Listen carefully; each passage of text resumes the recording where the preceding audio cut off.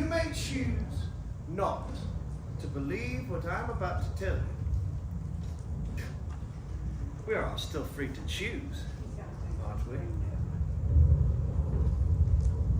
In any case, our story begins.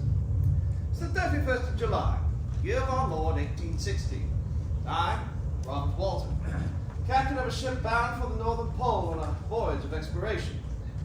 At first, we made good progress, but not far into our journey, we found ourselves trapped, frozen in by an unending sea of impassable ice, surrounding us on all sides that left hardly any room for the ship itself to float upon. And to make our situation all the more dangerous, a thick, heavy fog laid in and encompassed us. So, I decided that we would lay to, wait for a change in the atmosphere and the weather.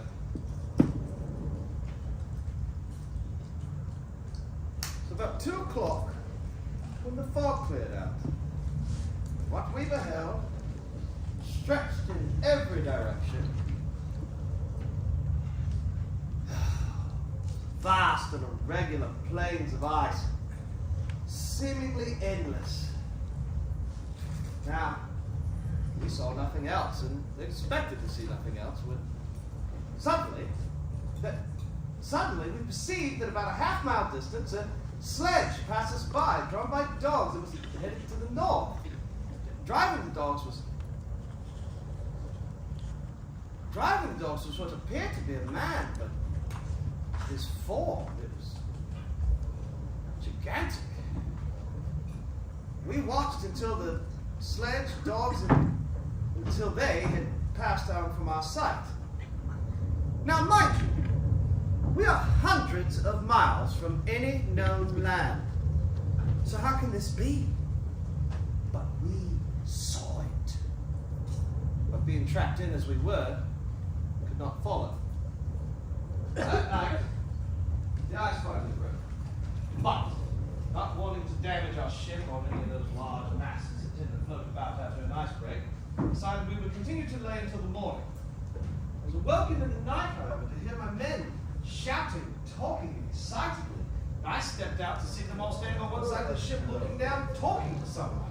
I joined them, pinned up the edge myself, and saw down on the ice a sledge. All the dogs were dead except for one. But there was a man in it. So we brought him aboard and placed him in my cabin. He was nigh on frozen, emaciated, hunger, fatigue. Frankly, I thought he was dead. Until I noticed his chest rise ever so faintly with breath. Fred! Fred! Oh, you're okay, it's safe. You're safe now, Fred. I'm Captain Robert Walton. Will you have the kindness to inform me whither you are bound? We're on a voyage of exploration bound for the Northern Pole. Good. Good, very good. Ah, bragging? Yes, thank you. Yes. Ah.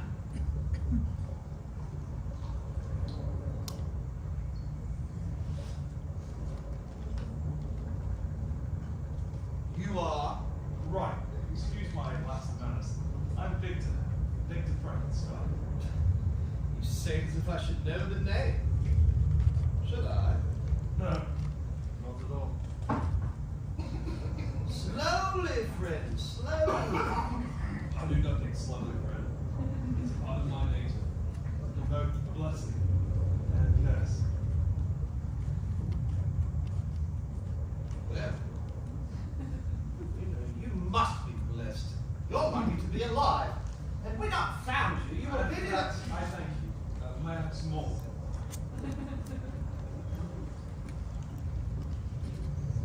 You may thank me by answering the question.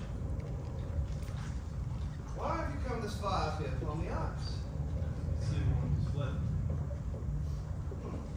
This man that you pursued, does he travel as you did?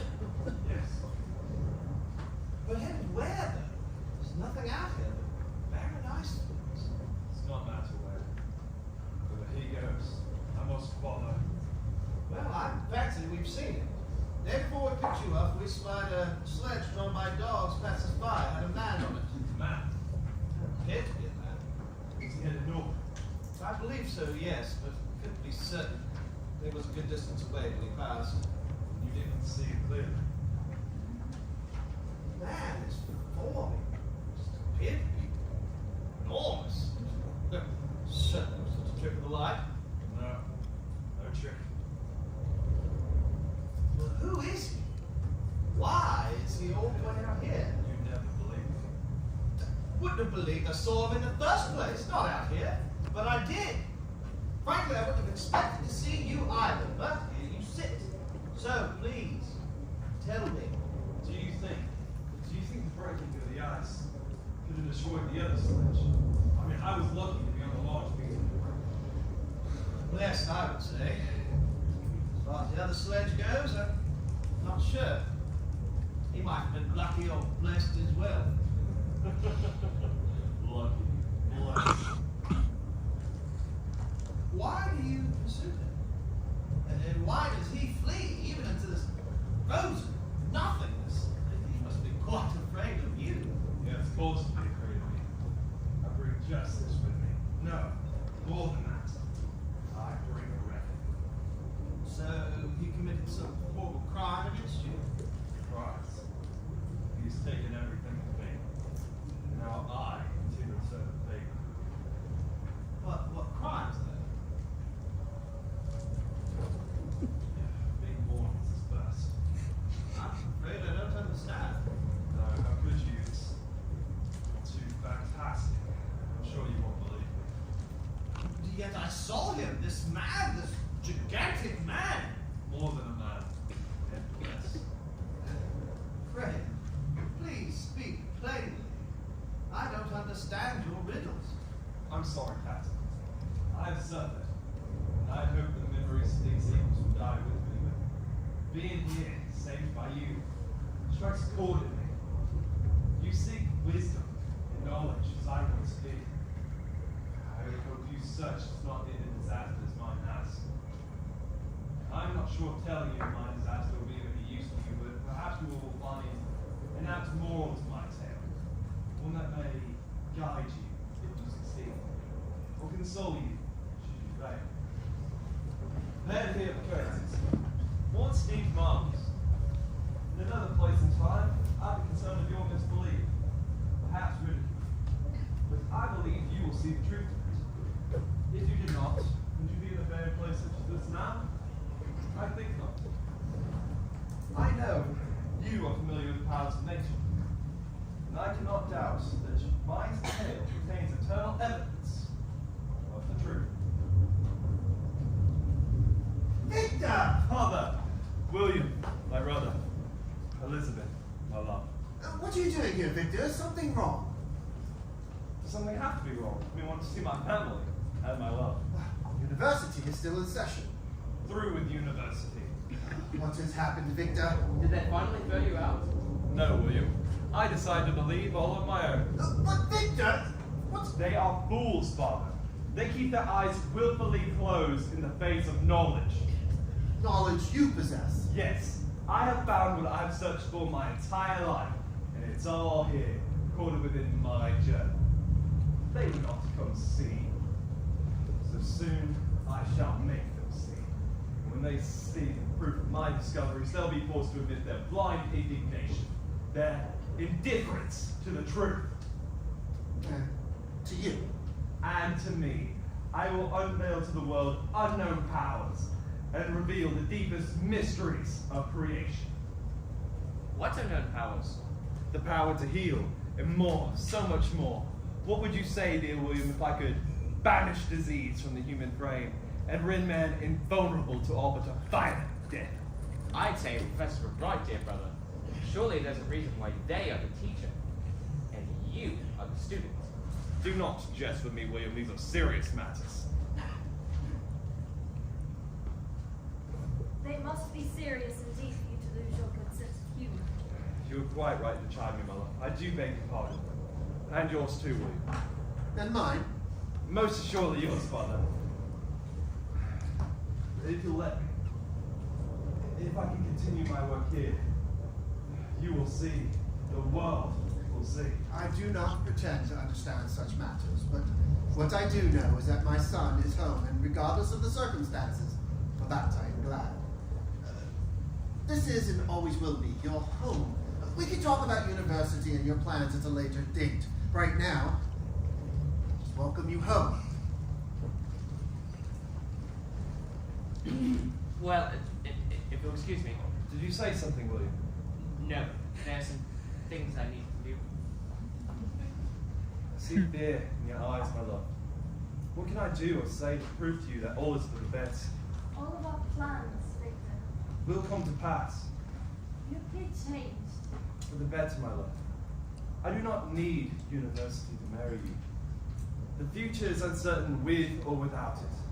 What is certain is my love for you. Nothing has changed between us. I'm sorry, Victor. You frightened me a little with all of your toll. Just a little. Don't tease me. It's just my good sense of humor. There's so much I want to share with you, including the rest of my life. Please tell me about your work. I know I may not understand everything at first, but No, my love, I'm sure you'll understand all too well. Just you've always understood me, even in this state of agitation you see me in now. so much on your mind. So many changes. Exactly so. Allow me to open my heart and mind to you. I've been researching what I've come to call animal electricity. You see, all living creatures contain electrical properties. Electrical properties. Yes, I have seen the bodies of dead men move. Move! How their life force is excited with a jolt of electricity. Dead bodies. Surely you don't mean that. But I do mean. I mean exactly what I say. Do you want me to continue or be silent on such matters? Continue. My brain, Elizabeth. I've seen the body of a dead man move, sit upright when electricity was applied. Surely he didn't come back to life. No, I fear he'd been dead too long. His muscles contracted, his body moved, what life force was left in him was excited. I know these powers can be portrayed throughout the entire nervous system, including the brain, so long as the tissue hasn't been dead too long. You see that burnt stump of a tree there? I remember a tall, beautiful oak stood there when I was young. And I remember a steam of fire and dazzling light. When the light had vanished, so too had the tree. Do you mind that blasted stump? I asked Father for the nature and origins of thunder and lightning. It's electricity, he said. Electricity. Are these things not for God rather than men? Only God can create life. And take it away. Just as he took that tree. Man takes life away too, so why not be able to give life, restore it as well? After days and nights of vigorous study and fatigue, I became capable of doing what I set out to do. I became capable of bestowing life on lifeless matter. We're not meant to be God. We cannot change the nature of things, of life and death. Please, we change the nature of things every time we fight disease or light a candle against the dark. We play God every time we kill an animal for food and use the skin as clothing. You know that's not what I mean. What of vaccines? It was unheard of and scoffed at, and now we save lives with vaccines every day. We still do not truly know where life is and death begins. We say a man is dead, yet his hair and fingernails continue to grow. I seen a man once whose brain had died, yet his heart continued to beat, and his lungs continued to breathe. This is we can achieve death by creating life. Am I scaring you? I won't lie to you. I see the wonder in your eyes. I hear the excitement in your voice. You almost glow as you speak of these things. But, my love, it unsettles me in my soul, and I do not have the words to explain to you. Why I feel this happiness of yours will only bring you sorrows. Please don't think that I'm not proud of you and all that you are, but Well, I feel a shadow fall over us from your words. it is too much for you, my dear. I know that. I know that better than anyone ever will. And that is why I must pursue this, for us, for everyone. I would be guilty of a crime if I did not. A crime against man, against humanity. You will come to see the good in it, and be happy. Well, I wish I could be as certain as you are. I wish I didn't have this awful feeling. All I ask is you be certain of me, of us. You know that has always been true. Even when we were children and your family took me in when I was orphaned. All I ask is you be certain of me. I will not let you down this week. I shall make you proud, my love. Proud.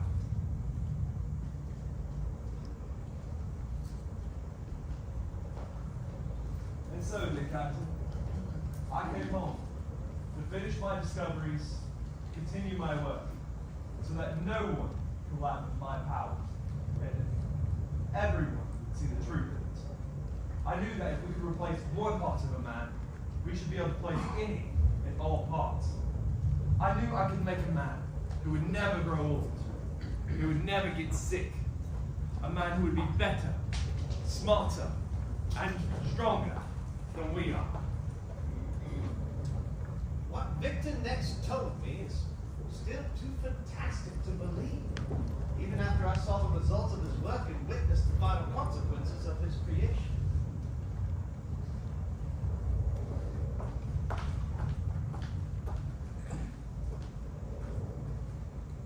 I know I can make a man who will never grow old, who will never get sick, a man who will be better, smarter, stronger than we are. But first I need raw materials, tissue and bone to be reused. So, Victor would go to the graveyards, to the mortuaries at night, where he would collect arms, hands, legs, feet, torso, and all the vital organs still intact. Finally, the head. Most important of all, the human brain. Now, it did not matter from whom he collected these parts from. Good people, thieves, even murderers. It mattered that they'd been in life, only that they were dead now. Now that I have gathered the materials, all that is left is to assemble them and apply the direct power of life. So, Victor locked himself away in his workroom for hours, into days, into weeks, working. Locked away from his family, his friends, even Elizabeth. He worked late into the night, every night, until he would collapse from fatigue. When he woke the next day, and start all over again. Victor assembled his new man from the parts that he had gathered. Now he needed to supply the fluids that sustained the life.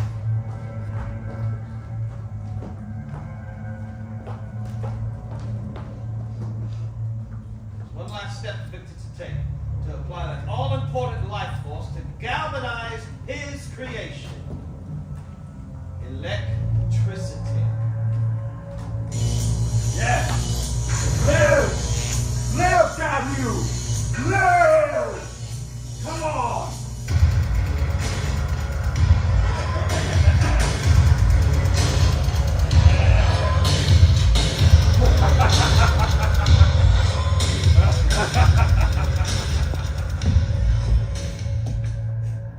No.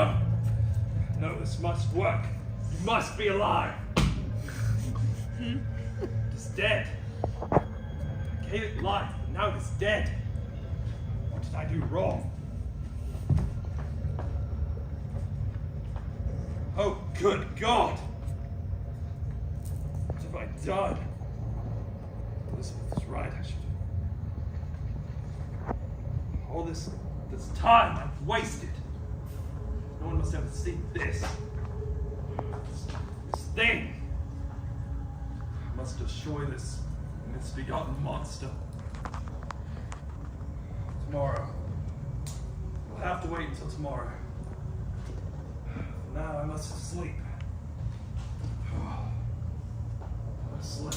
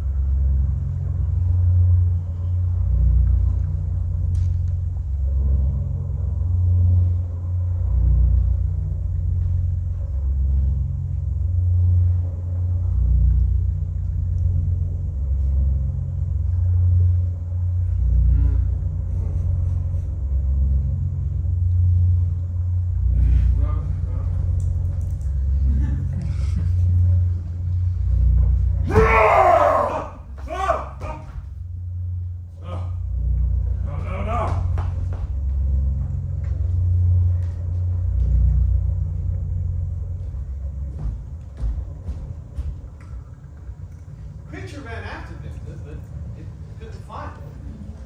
Probably lost and confused in that great house of theirs. But at any rate, it wasn't seen by anyone else, so it must have escaped from the house to the countryside. What has happened, Victor? Lock the doors, William. The front doors are always locked at night. All the doors, especially Elizabeth. Victor, what is wrong? Just do as I say, please. Oh, Elizabeth. Oh, my Elizabeth. I was afraid I lost you. How could you lose me? Except by hiding from me in that smelly old workroom days. Don't go in there, please. He's right, Elizabeth. I think the chamber pots are full in there. Will you tell me what has happened? You look like someone's walked across your grave. No more talking graves. Please. I'm sorry, Elizabeth. You were right. God, you were right. Of course I am. I'm a woman. I don't know what has happened, and I don't want to know. Look at you, my love. Whatever you've done has almost killed you. Please forgive me. Of course I do. I should have never started. Should have left all this alone. You know of which I speak. It doesn't matter now. It's over. It's all over. Of course, Victor knew it wasn't over. When he went into his workroom the next day, the creature had been gone, but so was his journal. Huh? Maybe he'd gone off to die alone in the woods like an ancient cat does. Oh, man.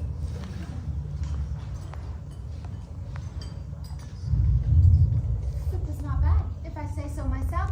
You amaze me with what you can do with so little. Eat your soup, Mother, before it goes cold. Is something wrong, Mother? No, nothing's wrong. It's just my other senses have grown sharp since I've begun to lose my sight.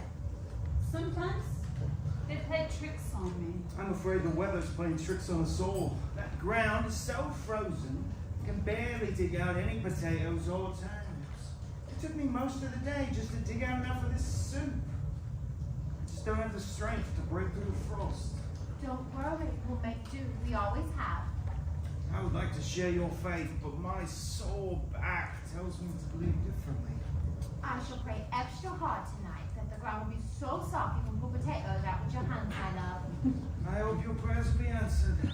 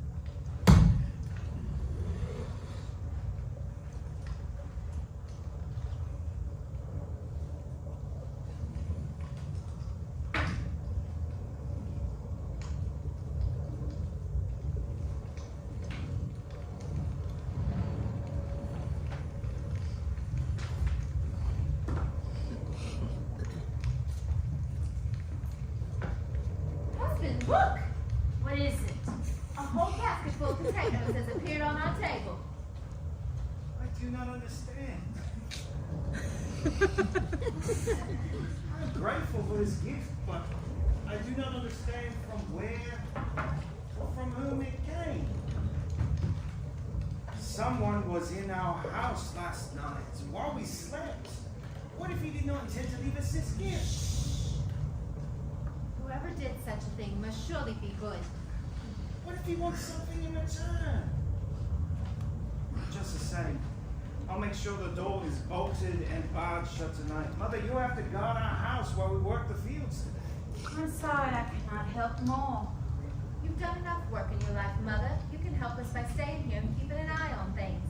It's a lot to ask of a person who's almost blind. Your being here will be enough. Come on then, let's work the fields while we have light. I have left you bread for breakfast and soup for lunch. Thank you. Before you leave, would you bring me my magnifying glass and Bible? I don't mind the time alone, if I can try to read, even if it is just a little. Of course.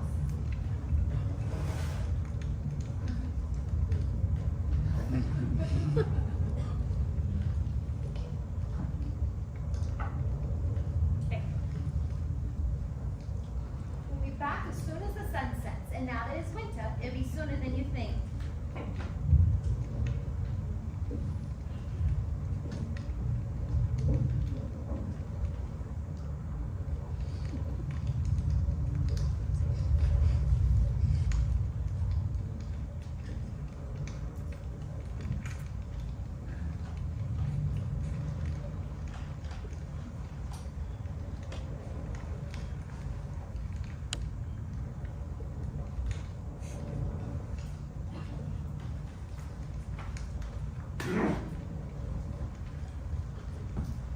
Hello, you old dog liquor. I didn't see any need to knock before I entered as well. You own this house. I knew it was you, landlord, Oh, and how did you tell? because you stink.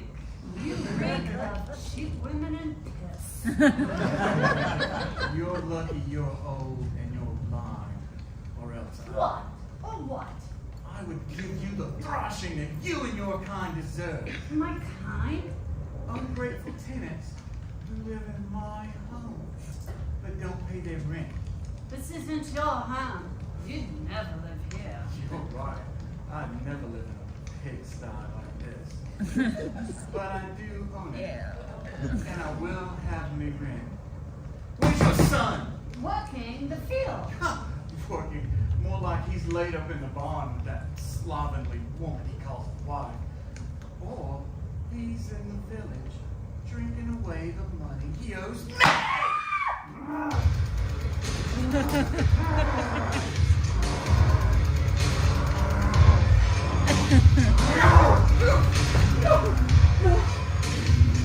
No!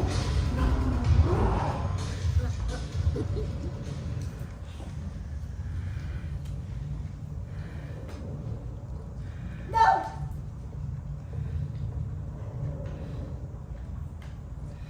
Thank you.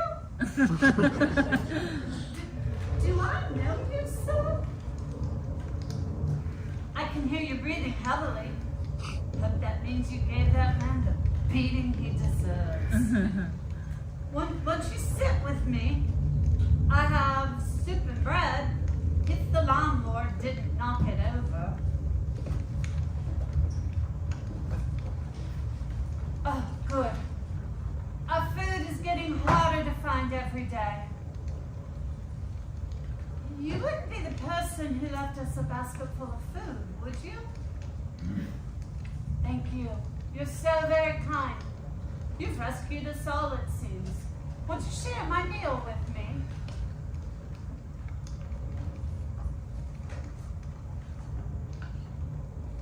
It's still warm.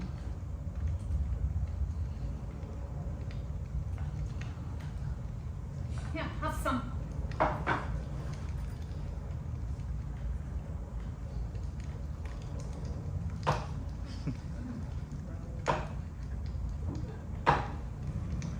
Good, isn't it?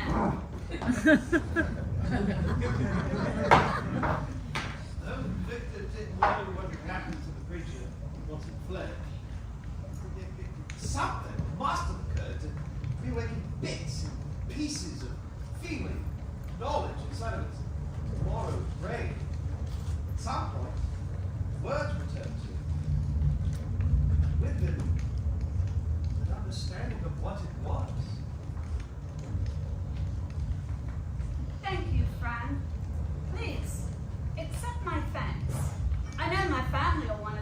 too. If you'll wait with me until they return home. Friend, Yes. My goodness, you must be a very large man. and I wish I could see you. I can see you in a way with my hands if you'll allow me. May I?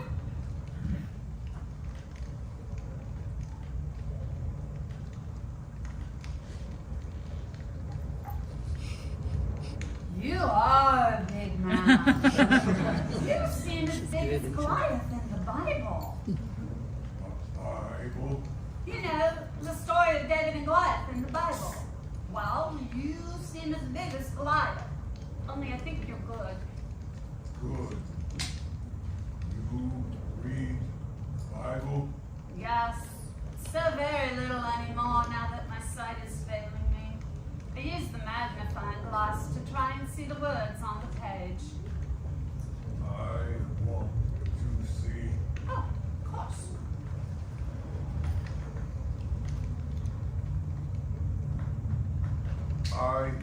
I know these words.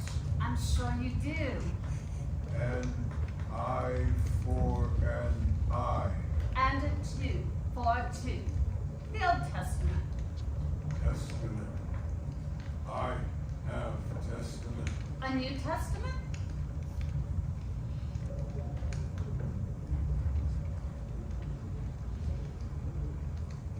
This is the journal of Victor Frankenstein.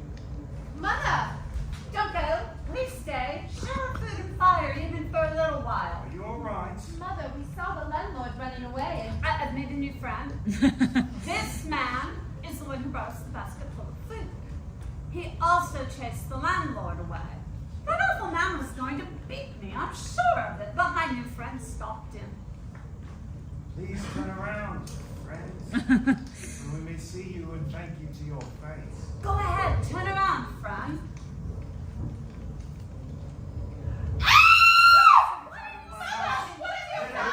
It's not your friend. Get out! Get out! Get out! No! No!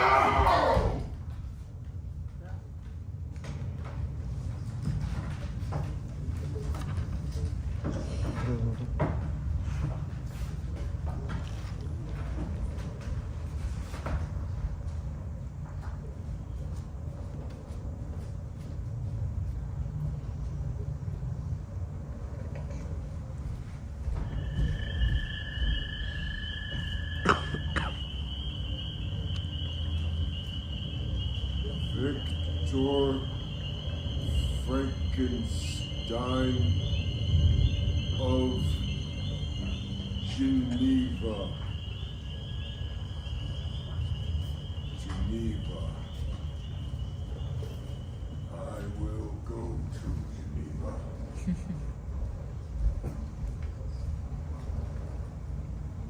Though Victor didn't know what had happened to the creature, he would come to know that something in him, had changed. What Victor did know, what he told me, is that his creation came back.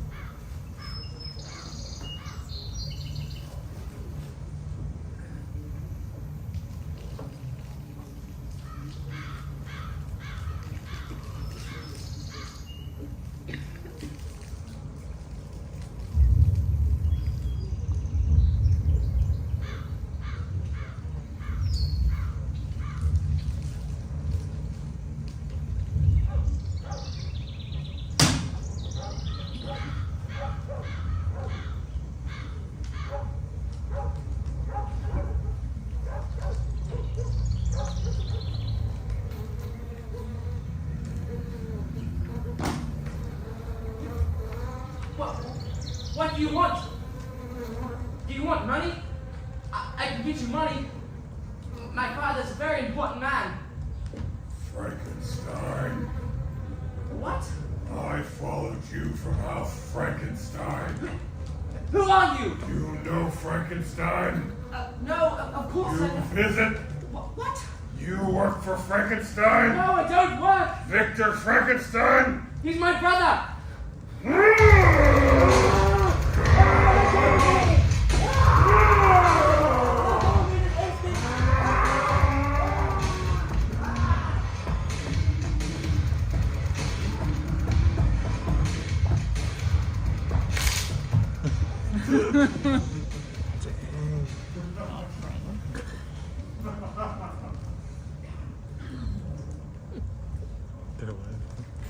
Victor! Victor! What is it? Talk to me, Elizabeth. They found poor William. Paul, will you? He's dead, Victor. Someone's killed him. Oh, I'm so sorry. where did they find him? He went for a picnic in the woods. He was always disappearing into the woods with a book. Where did they find him? By the pond. They found him by the pond. He was laying there face down in the water, and at first they thought he drowned. Had fallen in somehow, but What? there were bruises around his neck. Huge bruises, in the shape of a man's thumbs and forefingers, like an enormous red and blue necklace.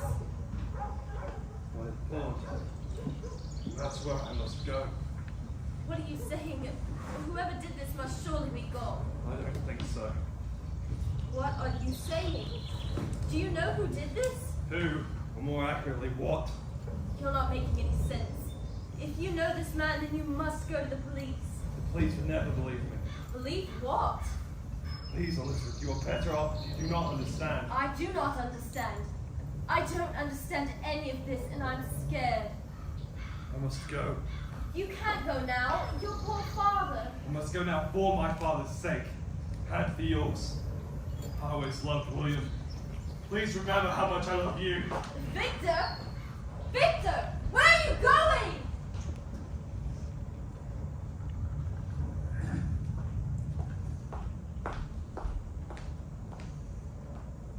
I knew you'd come. You can talk. I can do many things, as you've noticed. Show yourself, So you can shoot me. so we can talk. Put down the gun. Are you afraid of bullets? I am afraid of what I do not know. Perhaps I have no need to fear bullets. But you must think they can hurt me to bring a gun. I'm going to defend myself. If that means shooting you, You want to kill me? you killed my brother. Would that make me evil? I am only what you have made me. What do you want? I want many things.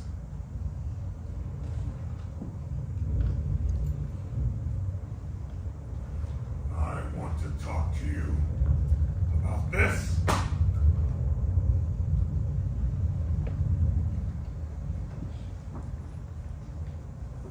Then you know everything. Not everything. Put down the gun. Far enough. I killed your brother. Snapped his neck. It was easy to do. It was easy because it was your face I saw as I squeezed tighter. You gave me this body, these hands, fingers, these half-remembered memories. You didn't teach me what to do with it. Remember, I am your creature. I ought to have been your Adam. But instead, your fallen angel. I look around this world and see happiness that I will never have. Surely I was created good. The misery you have left me with has made me otherwise. I thought I knew what I was. Gave me life and left me to die. All right, I thought I knew what I was doing, but I was wrong. Because I live. You see that I live. I can take action. My actions have consequences for you. Do they have consequences for me? What do you mean? Do I have a soul? Did you forget to give me that? I don't know. What about the people you used to make me? Are they good people or bad people? They were the materials, the tissue, the bone. More than that! I read that! I could read your words and understand their meaning. I could see in my mind what you were doing and understand. In what materials did that ability lie? And here, in this heart, in these eyes, these hands, this brain, there is much I have not learned. But remember, Perhaps memory was stored somehow. who am I? You are yourself, unique.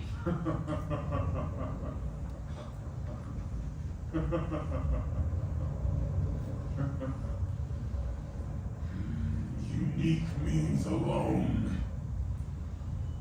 Why did you do this? You read my journal. And I request thee, maker from my clay, to mold me men, to promote me in darkness, solicit me, Paradise Lost.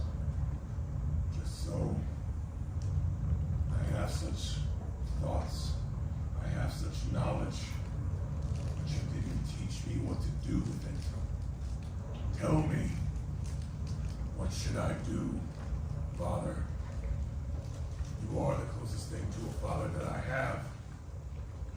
You are my creator. How I have dreamed of this moment, meeting my maker.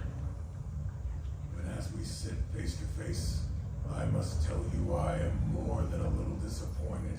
You are not a god. You are a child, pretending. And yet, as you say, if not for me, you would not be here. Such vanity and pride even now. Such anger and hatred for what you yourself have done. You put my hand around your brother's neck the second I began to breathe. Were you not afraid of me? It would be a mercy if you killed me. I cannot kill you, Father. Or rather, I won't. What do you want? I want you to pay. I have paid enough. Then there is something I want from you. And if you do it, I will trouble you no longer. All of this will be but a dream, except for your brother. But I'm sure even those memories will fade with time, and life will be bearable for you again. I understand you have much to look forward to. What are you talking about? Elizabeth. I swear, she so much as hears of you. If that gun will not put an end to your existence, I'll find what will, and I'll hunt you down and use it. That might be a fair exchange, don't you think? I swear to God! God! You think God is listening to you? He doesn't listen to me, but you will. There is something I want from you. Or rather, there is someone. Someone. I want you to create another like me. A female. Someone who won't run from me. Someone who won't hate me. Because we are the same. I don't know that I can. You can. I read your journal. And here I stand, Victor Frankenstein, a proof. Listen to me, Father. Because of you, I am condemned to be alone. Because of you, I will have a companion, a friend. If I have a loved one, I will be at peace with all others. If I did this for you, what would you do? Where would you go so you were not bothered nor bother men? How would you live? Seek out the frozen north where no man goes. I am not troubled by such trivial matters as cold and weather. We would build our kingdom amongst the ice and snow, and live out our lives together in peace. No one will ever hear from us again. I make this vow to you, Father. If you help me, will you help me? I will not forget that you killed my brother. Killing me will not change that. And I do not think you are a killer. Dedicated my life to healing and the preservation of life. But do not mistake my compassion for a lack of resolve. If you do not go, No one will ever see or hear from me again. Or my companion.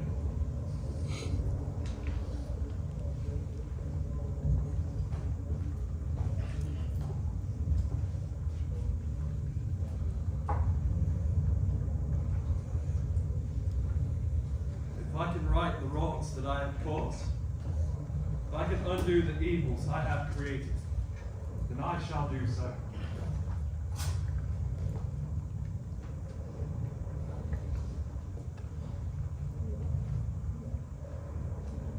Of course, there's more to Victor's tale.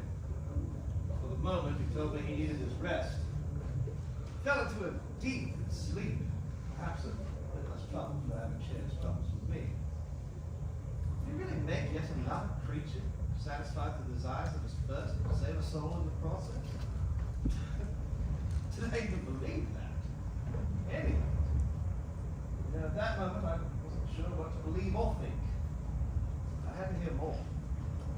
I needed to know the end of the story.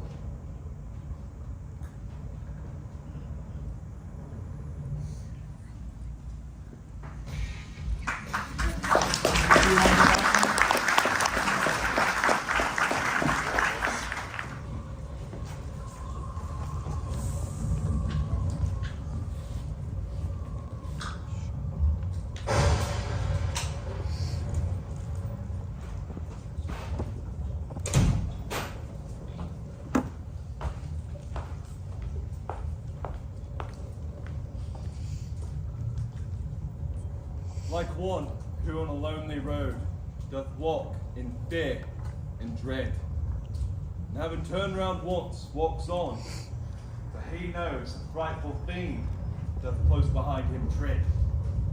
I recognize that. It's a rhyme of the ancient mariner. I figured you might. As the captain of a ship of exploration, I'm sure you can tell why this verse is into my mind. I had done what no man had before. I had created life from death. My creation had paid me back with death. He had threatened me with even more death if I did not do as he asked, to create another creature but of the opposite sex, and as hideous as he, so that their lives would be more attached. If I did this, he promised he would take her, and they would be cut off from the world. What else could I do? Please, tell me. What else could I have done? I did it for you.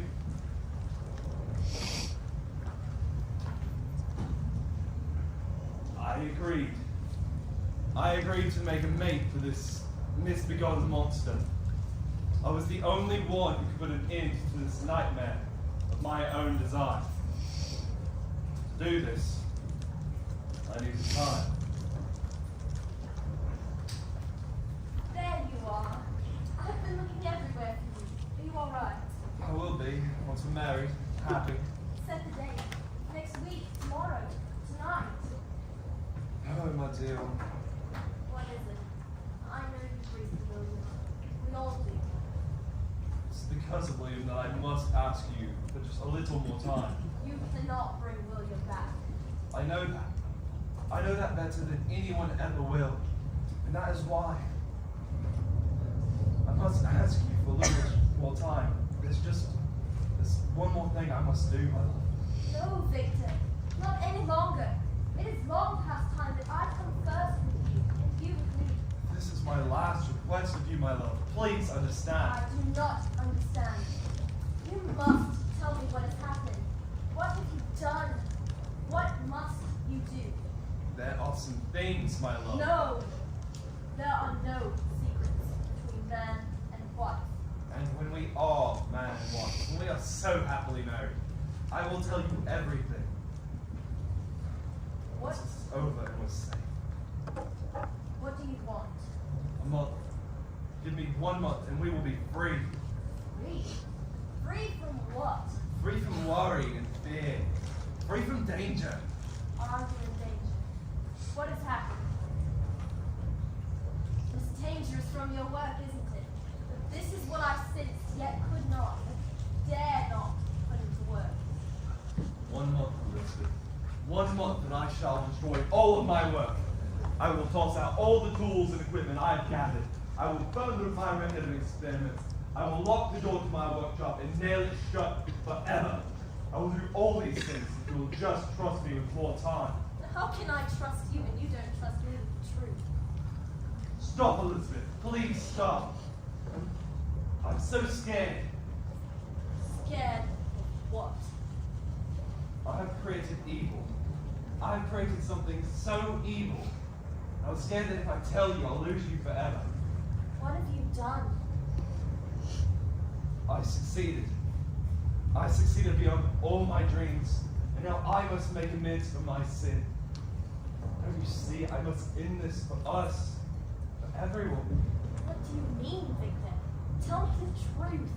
You cannot play with me like one of your experiments. I will tell you all. I will tell you everything once this is over. Your riddles are driving me mad. 1 month, Elizabeth. 1 month that will lead into a lifetime. 1 month. I promise you. 1 month is all I promise too. And I keep my promises. Thank you, Elizabeth. 1 month and we will marry. And you will tell me everything. We can face anything if we're together. Whatever you've done, whatever you must do, I will still love you.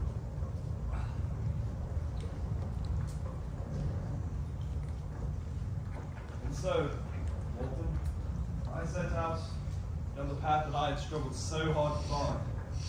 My creature had returned to me all the knowledge I had stored within my journey. I would follow my own instruction. Sir, Victor described to me an echo of his first tale of creation. He didn't speak of the joy or excitement of discovery this time. This time he only spoke of reward. Told me how he again said about doing things men aren't meant to do. This time for a different purpose. Not to save everyone now, just have to save himself and those he loves. He would appease with a mate the evil of his first creation. I need raw materials, tissue and bone to be reused. So, Victor returned to the graveyard, to the mortuary, where he collect arms and hands.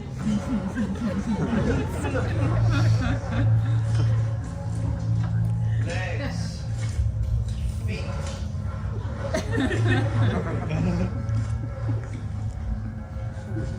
Torso, all the vital organs still intact. Finally, a head. But most important of all, the human brain. Victor took the parts he'd gathered and assembled it into his new creation. Soon, all he need do was apply the direct power of life. He found himself unable to move, unable to complete the task. He stood there as if frozen. You said you would help me! I agreed I would try. You are my creator, but I am your master. You will not betray me. You know the consequences. I know all too well the consequences of my actions. And I will not do this. I will not compound evil with evil. No!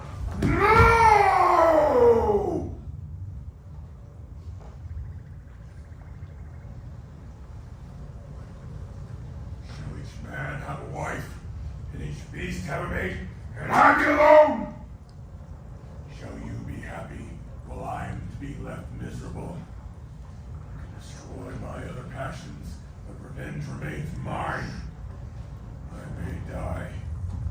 You first, my tyrant, tormentor.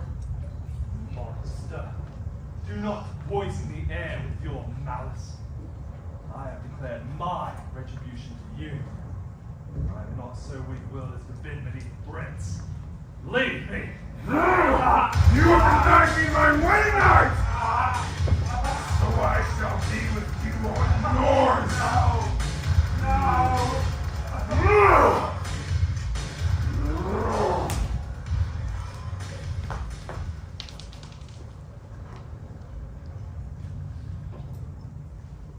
I'll be with you on your wedding night. His words rang in my ears, and they filled me with dread. But I resolved I would not fall before my enemy without a bitter struggle. On that night, he would try to destroy me and tear from me my only happiness. On that night, he would consummate his crimes with my death. Well be it so. A deadly struggle should take place, but if he were the victor, I would be at peace, and his power over me would be at an end. And if he would be vanquished, then I should be a free man. I took every precaution. Should the fiend openly attack, I carried a pistol. I prepared to marry my Elizabeth. Sometimes, as the day approached, it seemed that all that happened was merely a delusion. As if everything that happened was merely a bad dream, while the happiness that would come with my marriage was closer with the passing day. And then, it was time.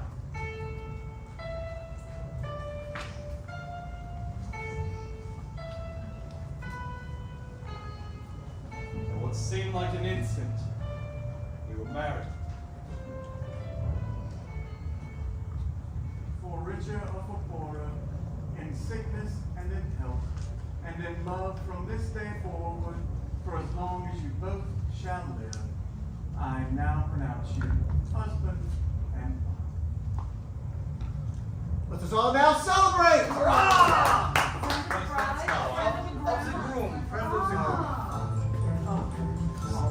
Professor Kemp, I was hoping to have seen you earlier. I'm so sorry. It was wonderful to see you again, Frankenstein. Oh, yes, I had heard you tried to keep my son in town. Well, we have tried. However, I did wish to speak with him, but I never had the opportunity. Please, champagne. Oh, danke, danke. Salud. Wunderbar.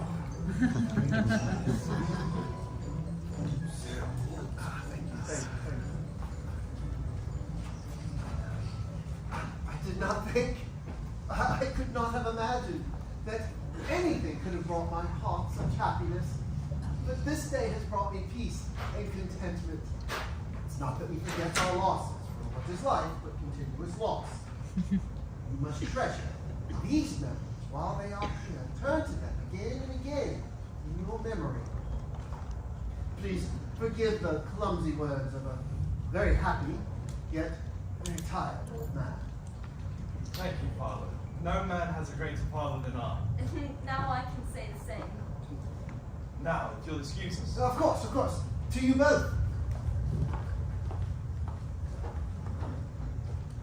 There's never enough champagne. Never enough.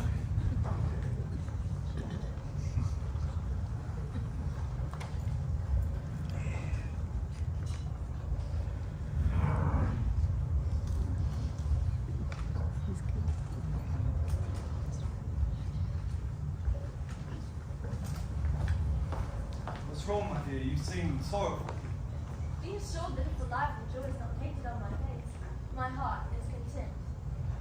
Something whispers to me not to depend on the prospect open before us, but I will not listen to such a sinister voice. What a divine day! How happy and serene all the world seems tonight. Be happy, dear Victor.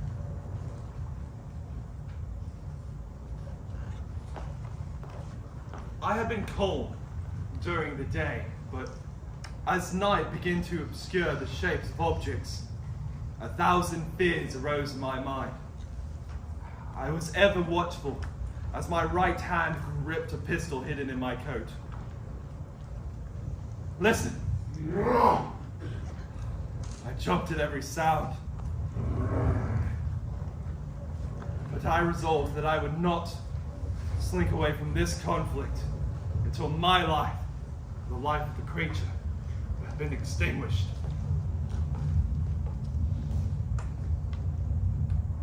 What is it that agitates you, my dear?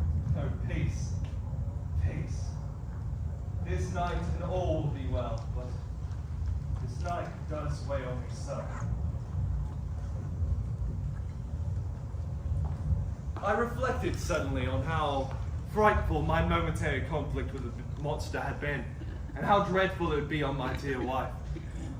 I persuaded her to go to her room, telling her I would join quite soon.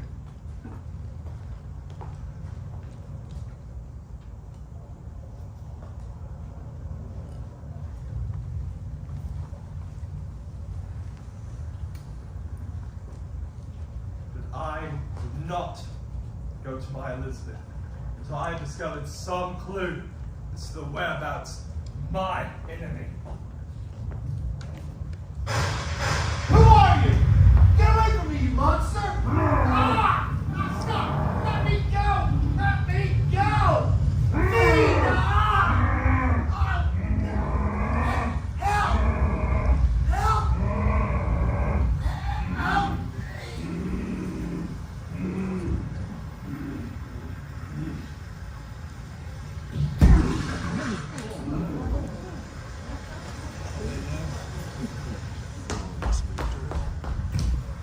He was here. He had killed my father, first William, and now I had to get back to Elizabeth. I moved down the corridors of the house, checking every corner that could afford a retreat from my enemy. It was then that I heard my Elizabeth!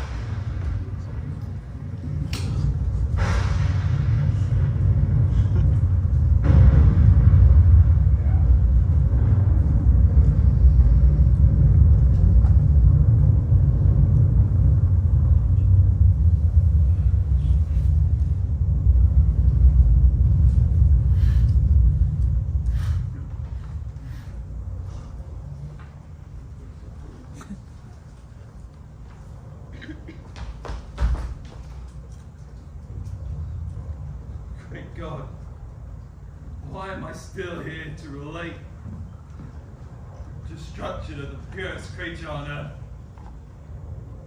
She was there, still and inanimate, thrown across the bed by her murderer, her head hanging down, her pale and distorted features half covered by her hair.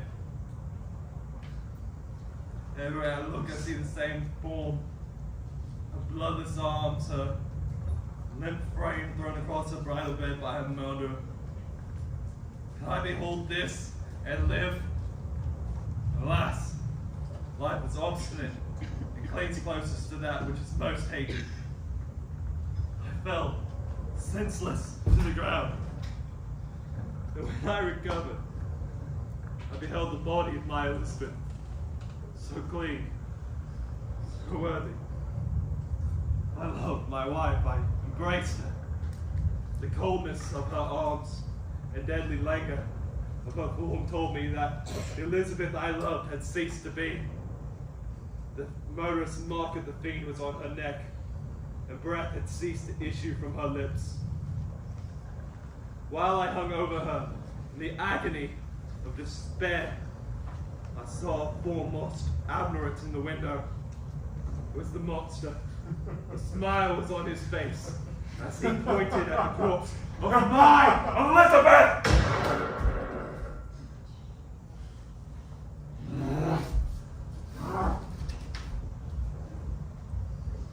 Then that I made my most important discovery. Bullets can tear his flesh and make him bleed. If I could make him bleed, then I could kill him. So you pursued him? I buried my dead first. And then I armed myself. I now knew that I could kill the monster.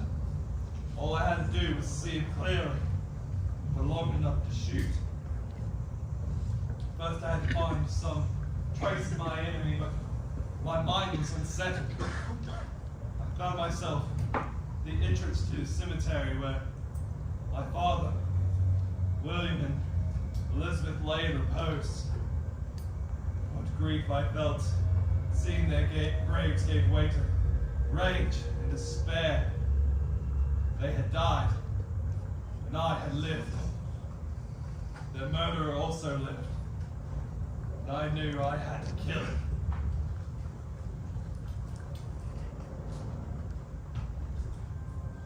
On the sacred earth by which I kneel, by the shades who wander near me, I swear to never give up the pursuit of this devil that has caused me this anguish, until he or I perish in mortal conflict. Let him drink deep of agony, and feel the despair that wrecks my soul now.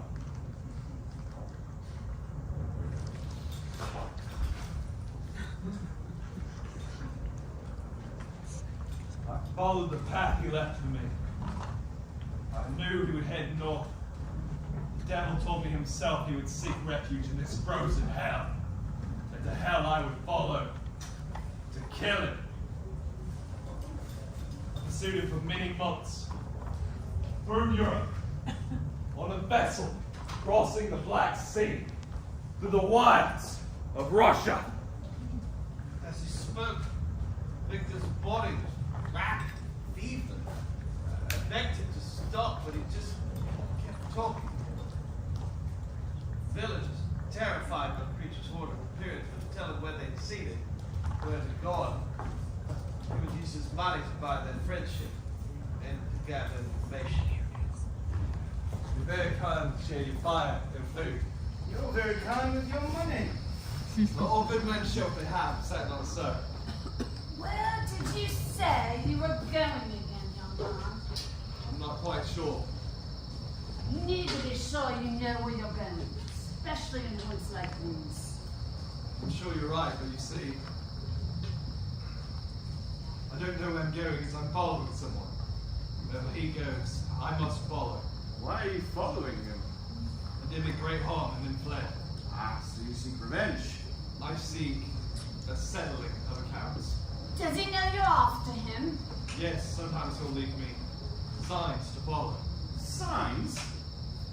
Yes, sometimes he marks in writing on the barks of trees or cut with stone to guide me and to goad my anger. Doesn't sound as if he's afraid of you if he taunts you like that. And yet he flees. But he wants me to follow. He even left me a note once. What did it say? I had it here. Prepare. Your toils only begin. Wrap yourself in furs. Provide food. We shall soon enter upon a journey where your suffering will satisfy my everlasting hatred. Perhaps you'd be better off letting him go. I'm sure you're right, but you see, I'm responsible for more than just myself. I act for those who can no longer act for themselves because of him. He killed people. Yes, to hurt me, Why would he do that? because I gave him life. That's why you're responsible. I think if you bring them into this world, you should be allowed to take them out. Thanks for the sentiment, Mama. Is that why you haven't gone to the authorities? How do you know that I haven't? Would you be out here alone in the woods if you had? The authorities would never believe me. I am sorry for your troubles. Thank you. Sometimes I go days without seeing other human beings. What does your son look like? My son, Well, maybe we've seen him. you know if you had. Is he disfigured in some way? Mama, please. What? There has to be something remarkable about him. I mean, you know, other than he's a murderer. He is as hideous on the outside as his soul is inside. In fact, I'm not even quite sure he has a soul. If he was born, he has a soul, surely. Of course he has a soul. Everyone has a soul.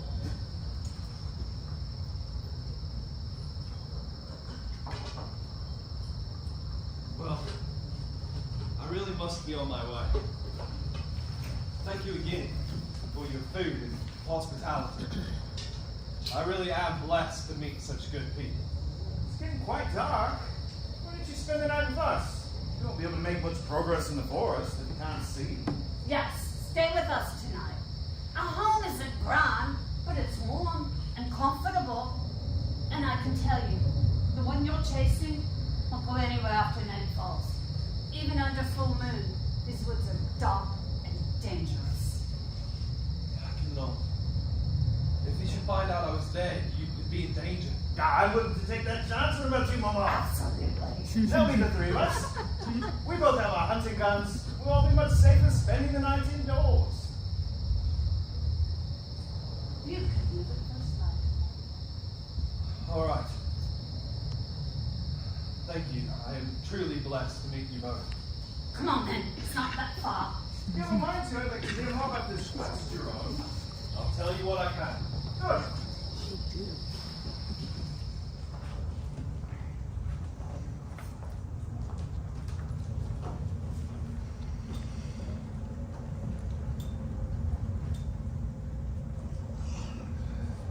If not him, my new companions proved to be good company.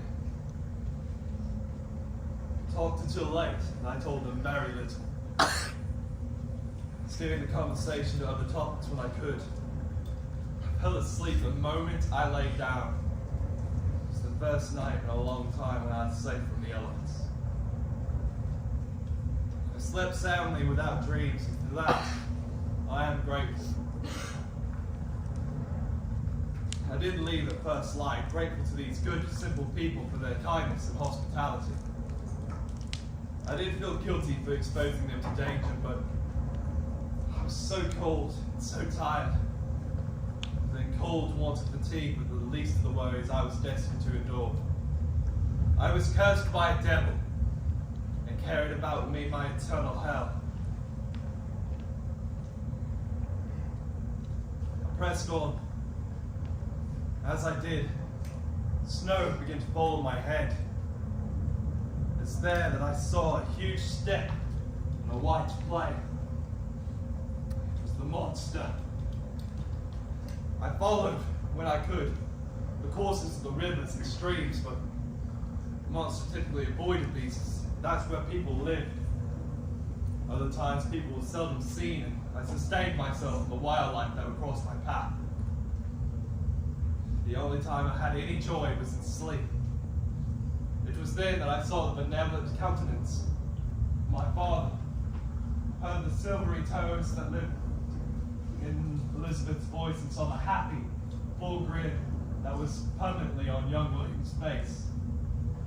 What agonizing fondness I did feel for them. How I did cling to their forms, so much so that they haunted me in my waking hours.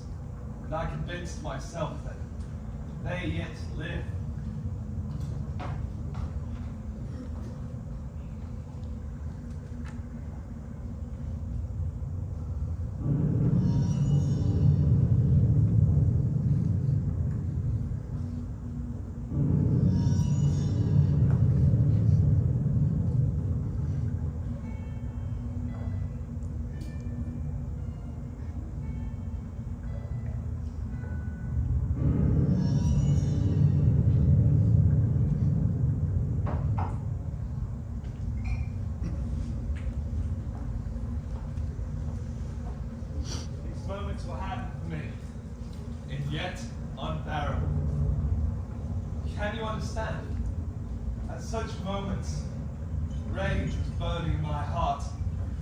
ensued in the destruction of the devil. What his feelings were I did not know, nor did I care. I pressed on. As I did, the snow thickened, and the cold was almost too much to bear. As I continued on, I found a tree with a huge arrow carved into it. At its base was a stone, and under the stone was another note from my enemy. My reign is not yet over. You live. My power is complete. Follow me. I seek the everlasting ices of the frozen north. You will feel the misery of cold and frost to which I am impassive. If you follow too closely, you will find a dead hare. Eat it and be refreshed. Come on, my enemy. We have yet to wrestle through our lives. Many cold and miserable hours must you endure before that time shall arrive. Scoffing devil! Again, I vow vengeance. Never shall I give up my pursuit until he or I have been vanquished. Then with what ecstasy I shall join my Elizabeth and family. As I continued on, the peasants were shut up in their homes, and the rivers were covered with ice. I acquired furs to wear against the cold, and a sledge, and a team of dogs. I moved through the snow with inconceivable speed. My enemy had the same advantages I did not know. But I found that where before I lost ground in my pursuit, I now gained on it. So much so that by the time I reached the ocean, it was but 1 day distant. The ocean was covered in ice, only discernible from land by its superior wildness and ruggedness. It was then that I reached a wretched hamlet on the shore where I acquired accurate information. Pardon me, Your Grace. He was here. The one you're looking for? He was here. He arrived the night before, armed with a rifle and many pistols.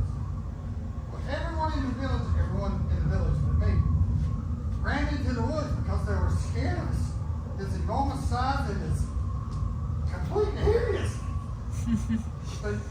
but I hid and I watched him. Your Grace, he went around the whole village and stole all our winter food. Loaded it into his sledge that's pulled by his trained dogs.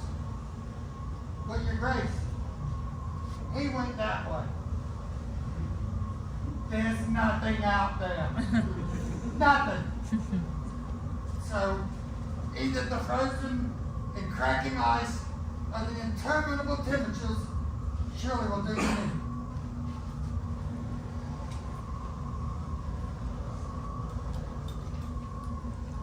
He had escaped me. And so, I set out on an endless journey amidst the mountainous ices of the ocean, amidst a cold that few could withstand, and I could not hope to survive. Only once, dear Captain, when my dogs had pulled me to the peak of an ice mountain, did I see his sledge and his form upon it. It was but 1 mile distant. Calm yourself, friend. Calm. Pursued, but in vain. As I approached, the wind rose and the sea roared. And the mighty crack of an earthquake, the ice split between us, leaving me afloat on a piece of ice. Within a moment, a tumultuous sea rolled between me and my enemy. I was left to float on an ice raft which got smaller and smaller with the passing moment, preparing me for a most hideous death. All but one of my dogs had died, and I was about to go under myself. I saw your ship riding at anchor. I destroyed my sledge to produce oars in which I used to move my ice raft in the direction of your ship. I hope to convince you to lend me a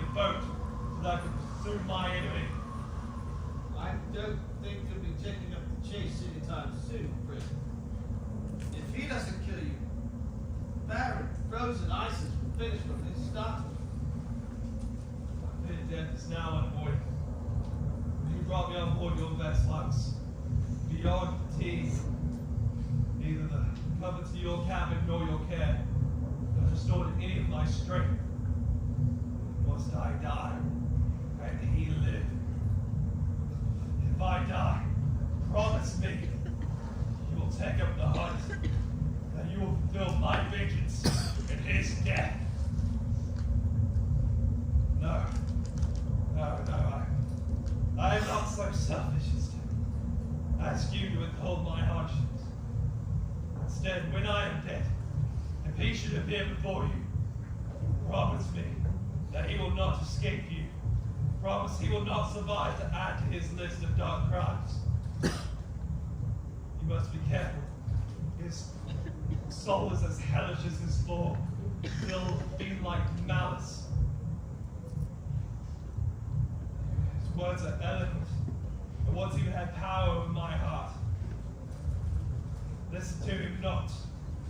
Call upon the names of William Frankenstein, Alphonse Frankenstein, Elizabeth Frankenstein, and the wretched Victor Frankenstein. Thrust your sword into his heart. Shoot him with your pistols.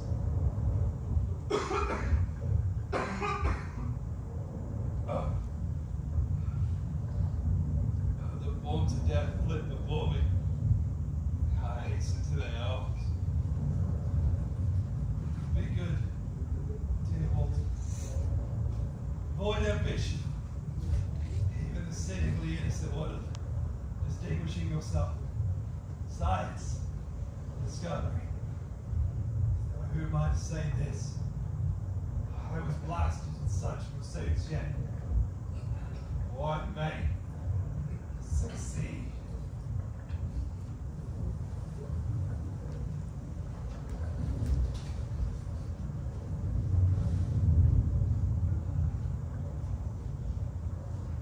Peace, Victor Frankenstein. Peace.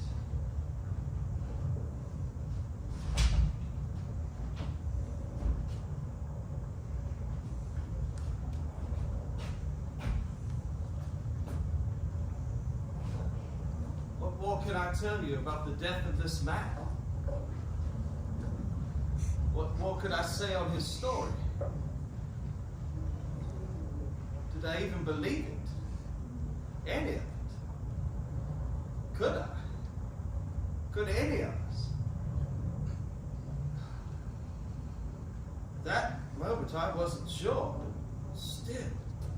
Oh, Who are you? I was never given a name. You're Frankenstein's monster! Leave us. I will not leave his body to you who's killed him! Killed him and all that he loves!